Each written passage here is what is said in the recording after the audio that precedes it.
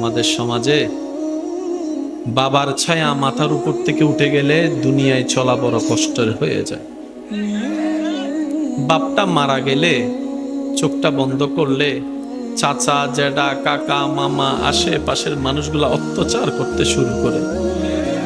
হাজার জায়গায় রেকর্ড আছে, বাপটা মারা যাওয়ার কারণে, স্বামীটা মারা যাওয়ার কারণে ওনাদেরকে ভাতের ব্যবস্থা পর্যন্ত করে নাই, ঘর থেকে পর্যন্ত বের করে দিয়েছে। এমন রক্তের মানুষ আছে যার মাথার উপর বাবার ছায়া নাই, স্বামীর ছায়া নাই, বড় ভাইয়ের ছায়া নাই। আমাদের সমাজ কেমন জানি তাদেরকে গ্রহণ করতে চাই না, বুক ফেটে যায় শুনলে। আমি জানি না বিষয়টা আপনারা কিভাবে দেখেন। অনেক মেয়ের বিয়ে হচ্ছে না শুধু একটা কারণ, তার বাবাটা মারা গেছে, তার বাবাটা দুনিয়াতে নাই, এই কারণে বলে বিয়ে হচ্ছে না। আমার জানার প্রশ্ন, আমার বোনটা কি বাবাকে হত্যা করেছে? না।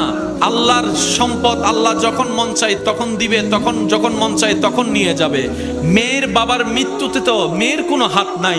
তাহলে বাবা না থাকার কারণে মেয়েকে বিবাহ দিবেন না কেন, করবেন না কেন, ছেলের জন্য বউ বানায় আনবেন না কেন? বলে যে অভিভাবক নাই।